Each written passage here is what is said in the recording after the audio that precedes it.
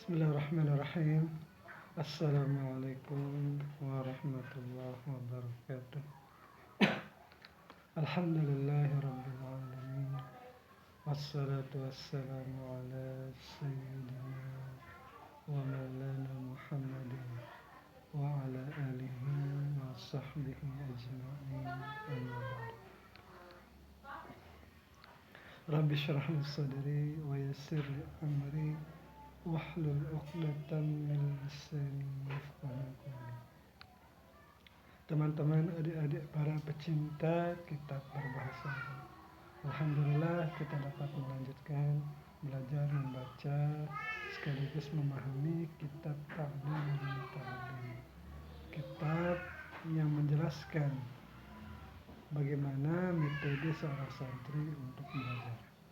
Jadi kitab Ta'limul Muta'allim Thariqat Ta'allum ini karangan dari Syekh Burhanul Islam Az-Zarnuji. Nah, sekarang kita masuk pada pasal yang kedua. Di sini pasalnya tidak disebutkan pasal yang keberapa di sini, yaitu pasal finniyati fi hal ta'allum. Itu memasang niat ketika hendak belajar. Jadi mari kita mulai. Bismillahirrahmanirrahim. Qala al-musannif rahimahullah, nafa'ana Allah ta'ala bi 'ulumihi fid dharain, amin ya rabbal alamin. Faslun, ini satu pasal. Finniyati, itu pada berniat fi hari ta'allum, pada ketika belajar. Jadi ketika santri itu mau belajar. Tsumma la budda lahum minan niyati. Maka kemudian la budda, haruslah bagi santri itu minan niyati, daripada berniat fi zamani ta'allumil ilmi, itu ketika hendak mau menuntut ilmu. Nah, kenapa izin niat itu? Karena niat itu hiya al-aslu, dialah asal, fi jami'il af'ali, itu asal pada sekalian pekerjaan-pekerjaan. Jadi niat itu adalah pondasi, asal dari semua pekerjaan-pekerjaan. Qaulihi alaihi salam, karena sabdanya Nabi sallallahu alaihi wasallam. Apa kata beliau? Ini hadis yang sangat masyhur. Innamal a'malu binniyati. Nah, biasanya amalan itu tergantung niatnya. Hadisun sahihun, ini adalah hadis yang sahih. Ruwiyah, diriwayatkan, an Rasulullah sallallahu alaihi wasallam, kam min amalin, betapa banyak amal. Jadi ini kam bukan istifham, tapi ini untuk khabariyah ya. Betapa banyak amalan yatasawwaru bisurati amalid dunia, yang bentuknya itu seperti amalan dunia. Tsumma yasiru bihusni niyati, kemudian amalan itu amalan yang berbentuk dunia itu berubah dengan sebab bagusnya niat min a'malil akhirah. Dia itu amalan dunia itu karena sebab bagus niatnya itu, maka ia berubah menjadi amalan akhirat. Wa kam min amalin, dan betapa banyak daripada satu amal yatasawwaru bisurati amalil akhirah, yang bentuknya itu, kelihatannya itu seperti bentuk amalan akhirat, seperti salat misalnya, seperti ibadah-ibadah yang lain. Sama yasiru min a'malid dunya bisu'in niyati, kemudian amalan yang berbentuk akhirat itu berubah menjadi amalan-amalan dunia dengan sebab buruk niatnya. Nah, ini menunjukkan betapa penting daripada niat, untuk kita pasang niat sebelum kita belajar. Ini catatan nomor 2 ini. Nomor 3. Lam ajid hadisan bilafzih. Jadi kata muhakkiknya ini, aku tidak mendapati akan hadis yang lapasnya seperti ini. Wa ma'nahu sahihun, dan maknanya itu memang sahih, tetapi hadisnya yang berbentuk lafaznya seperti ini itu beliau tidak menemukan. Nah, wayam bagi dan sepantasnya ayyan wiyal muta'allim, bahwa seorang santri atau penuntut ilmu hendaknya ia berniat bitalabil ilmi, yaitu ia berniat untuk menuntut ilmu itu apa niatnya? Ridhallahi, yaitu mendapatkan keridhaan Allah, wad daral akhirati, dan niatnya itu untuk mendapatkan eh, negeri akhirat. Artinya dia selamat di negeri akhirat. Wa izalatal jahli an nafsi, niatnya itu juga ketika belajar untuk menghilangkan kebodohan dari dirinya. Karena kita belajar itu untuk menghilangkan kebodohan dari kita. Kita belajar maka kita akan tahu apa yang tersembunyi daripada ilmu.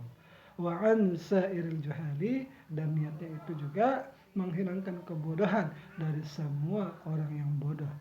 Jadi niatnya itu untuk mengajari diri sendiri dan mengajari orang lain agar ia terbebas dari kebodohan-kebodohan itu. Wa ihya ad-din, masih atau kepada ridha ini, dan niatnya seseorang santri itu untuk menghidupkan agama. Wa ibqa al-Islam, untuk terus mengabadikan agama Islam tetap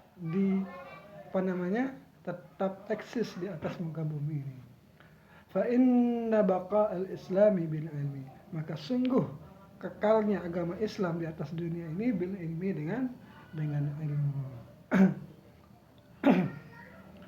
Wala yasihhu zuhdu, dan tidaklah sah zuhud itu, wa taqwa, dan tidak sah juga ketakwaan itu, ma'al jahli, itu bersama kebodohan. Jadi orang yang bodoh itu sulit untuk bertakwa, sulit untuk melakukan kezuhudan. Wa ansyadana asy-syaikhu al-imam al-ajal, dan telah menasyidkan, membacakan syair, artinya nasyid ini, atau mendendangkannya lah gitu, oleh Syekh al-imam al-ajal al-ustad Burhanuddin, namanya Syekh ini adalah Burhanuddin, sahibul hidayah, pemilik kitab yang berjudul Hidayah li ba'dihim. Nah, jadi beliau membacakan syair kepada sebagian mereka. Mungkin ini sebagian muridnya. Syiaran dalam bentuk syair. Apa kata beliau? Fasadun kabirun alimun mutahassikun wa akbaru minhu jahilun mutanassikun. Kerusakan besar, yaitu seorang alim yang jatuh kepada kebodohan. Ya, seorang alim itu walaupun ia alim tetapi melakukan sesuatu yang bodoh, yang bertentangan dengan syariat. Maka seorang alim yang seperti ini, dia itu sudah melakukan kerusakan yang besar. Wa akbaru minhu, dan yang lebih parah lagi dari kerusakan itu, ada yang lebih parah, yaitu seorang yang bodoh yang beribadah.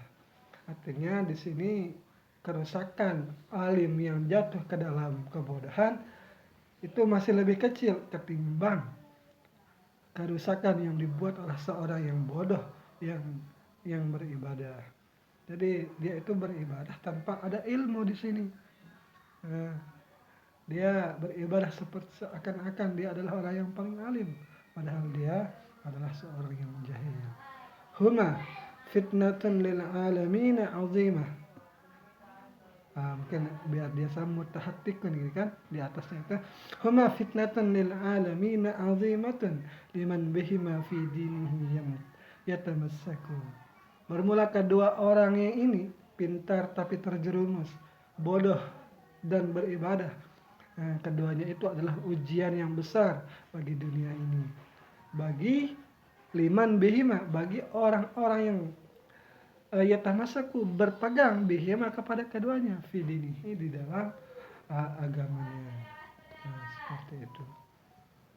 Wayanwi bihi, kita atatkan kepada di atasnya itu anyanwi di atas, wayanwi bihi, dan seorang santri itu berniat ketika menuntut ilmu asyukra, untuk mendapatkan rasa syukur ala nikmatil aqli, atas nikmat akal yang sudah diberikan, wasihhatil badani, dan sebagai rasa syukur terhadap sehatnya badan. Nah, jadi kita menuntut ilmu itu bentuk rasa syukur kita karena nikmat akal yang telah Allah berikan dan nikmat sehat juga yang telah Allah berikan kepada kita. Wala yanwi bihi iqbalan nasi alaihi, dan tidaklah ia berniat penuntut ilmu itu iqbalan nasi alaihi agar orang-orang menuju atau mengarah kepadanya, yaitu agar orang-orang itu menjadikan dia pemimpin misalnya. Nah, jadi seorang santri tidak boleh seperti itu. Wala istijlabah utamid dunia, dan para santri itu menuntut ilmu bukan untuk mendapatkan ramah-ramah dunia, yaitu barang-barang dunia yang hina. Nah, seperti itu. Jadi menuntut ilmu itu bukan untuk ini. Wal karamata inda sultan wa ghairihi, dan bukan pula menuntut ilmu itu untuk mendapatkan kemuliaan di sisi penguasa wa ghairihi, dan selainnya penguasa. Wa qala Muhammad bin Hasan rahmatullahi alaihi, telah berkata Muhammad bin Hasan, semoga Allah merahmati keduanya beliau, lau kana nasu kulluhum abidi, seandainya seluruh manusia itu adalah budakku, la taqtuhum, aku akan membebaskan mereka, wa tabarra'tu an wilaihim atau walaihim, ya, aku akan berlepas diri dari menguasai mereka. Nah, akhirnya dia akan dibebaskan.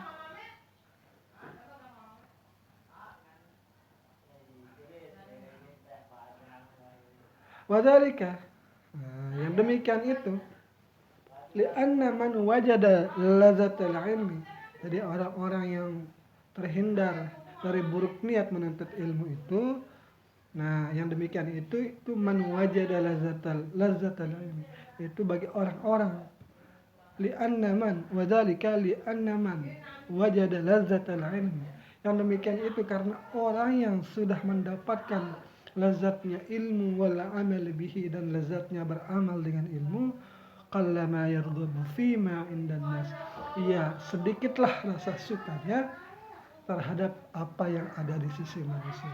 Jadi apa yang ada di sisi manusia itu akan menjadi kecil di mata mereka bagi orang yang sudah mendapatkan lezatnya ilmu dan lezatnya beramal dengan ilmu. Ansyadana Syekhul Imam, ini banyak syair ini ya, menasyidkan oleh Syekh Al-Imam Al-Ajal Al-Ustadz Qiwamuddin Hamad bin Ibrahim bin Ismail As-Saffar Al-Ansari, imla'an, karena ia mengimlakkan, menuliskan, membacakan sambil menulis, li Abi Hanifah, bagi Abi Hanifah rahmatullahi alaihi. Apa namanya syairnya? Man talabal ilma lil ma'adi faza bifadlin minar rasyadi. Siapa yang menuntut ilmu untuk kepentingan akhiratnya, faza, maka ia beruntung, bifadlin minar rasyadi, maka ia beruntung dengan keutamaan daripada petunjuk. Fayala khusrana talibihi linaili fadlin minal ibadi. Faya, jadi munadanya dibuang di sini. Faya qaumi, wahai kaumku, seperti itu. Tapi munadanya dibuang. Faya, maka wahai alangkah rugi talibihi, orang yang menuntut ilmu, linaili fadlin, untuk mendapatkan keutamaan ilmu, minal ibadi, daripada para hamba. Jadi agar dihitung, agar dihormati oleh orang-orang, maka celakalah orang-orang seperti itu. Allahumma illa idza talabal jahal.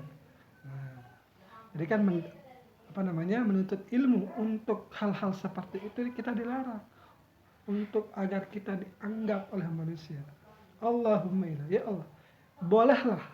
Nah, boleh menuntut ilmu untuk mendapatkan hal seperti itu, illa, kecuali idza talabal jahalil amri bil ma'ruf, apabila ia menuntut ilmu itu untuk mendapatkan kedudukan, mendapatkan pangkat, lil amri, untuk agar ia ilmunya yang dia dapatkan itu untuk mendapatkan pangkat, dan pangkatnya itu untuk bisa memerintah bil ma'ruf, kepada yang baik.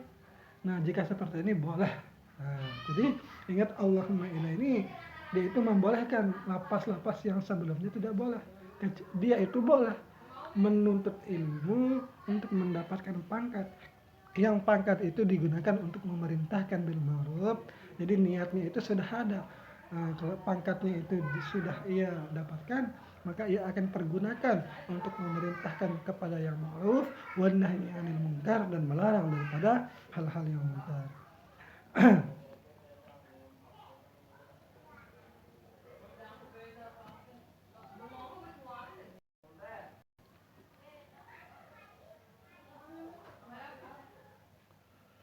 Wa tanfidil haqqi, ini untuk menegakkan kebenaran. Wa i'zazid dini la li nafsihi wa hawa, dan untuk memuliakan agama, la li nafsihi, bukan untuk dirinya, wa hawahu, dan bukan untuk hawa nafsunya. Maka belajar untuk mendapatkan pangkat untuk seperti hal ini, maka hukumnya boleh. Fa yujuzu dzalika, maka bolehlah menuntut ilmu untuk yang demikian, biqadri ma yuqimu bihil amr, dengan kadar sesuatu yang ia bisa melaksanakan dengannya itu akan perkara atau perintah bil ma'ruf dengan kebaikan, wan nahyi 'anil munkar, dan bisa untuk melarang daripada hal-hal yang munkar. Wa yanbaghi lil talibil ilmi, dan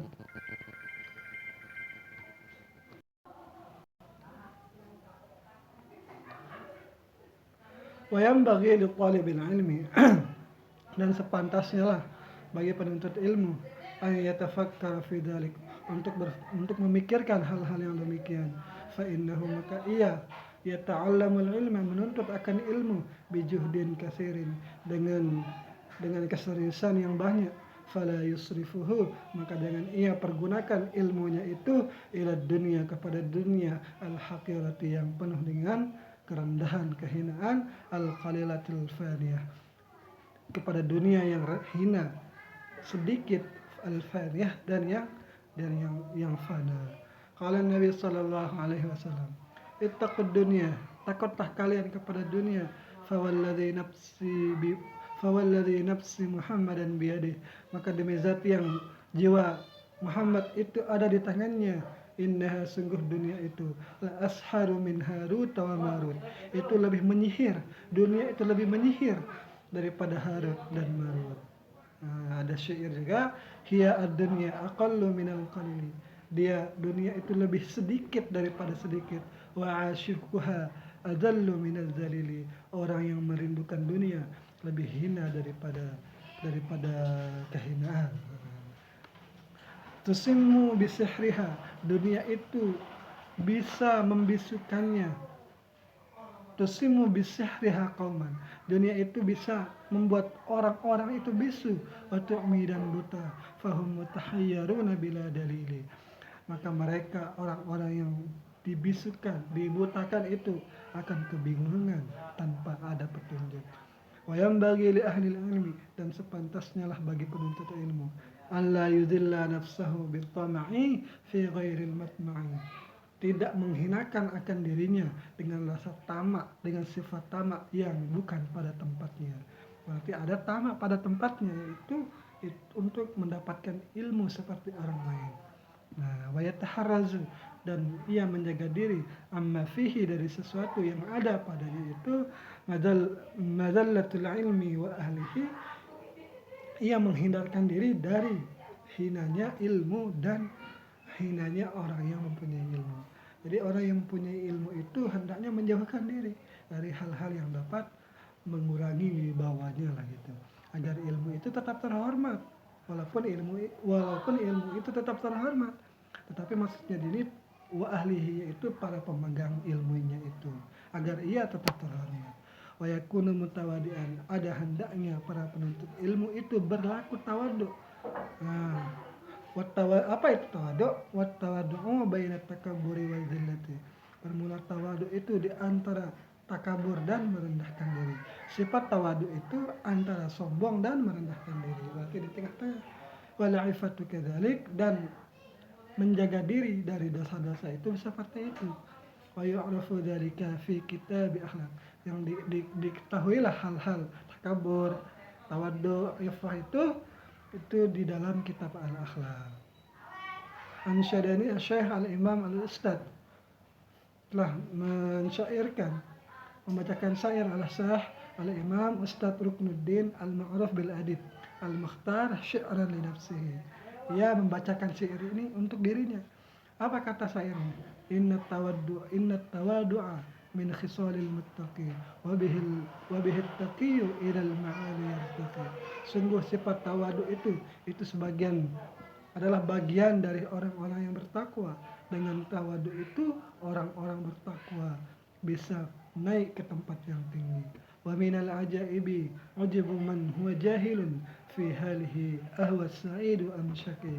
Dan dari keanehan-keanehan yaitu dan dari keajaiban-keajaiban yaitu aneh, yaitu rasa iya anehnya orang yang jahil itu pada keadaannya. Orang yang jahil itu merasa keheranan terhadap dirinya, apakah ia adalah orang yang beruntung ataupun ia orang yang celaka. Padahal pastilah orang jahil itu akan celaka, tetapi di sini dia merasa bingung. Makanya ini sebagian daripada keajaiban lah gitu, keheranan. Am kaifa yukhtamu umruhu aw ruhuhu yawman nawa mutasaffilu aw murtaqi. Atau bagaimanakah dia akan menghabiskan umurnya atau ruhnya pada hari kiamat nanti, apakah ia akan direndahkan atau dinaikkan. Wal kibriya'u li rabbina sifatun lahu makhsusatun fatajannabaha wattaqi. Dan bermula sifat sombong itu khusus untuk sifat Tuhan kami yang dikhususkan, maka jauhilah dan bertakwalah. Qala Abu Hanifah rahmatullahi alaihi li ashabi. Berkata Abu Hanifah, semoga Allah merahmatinya, kepada para sahabat-sahabatnya. Apa kata Abu Hanifah? Azimu amaimakum mawassi'u akmamakum. Besarkanlah sorban-sorban kalian dan luaskanlah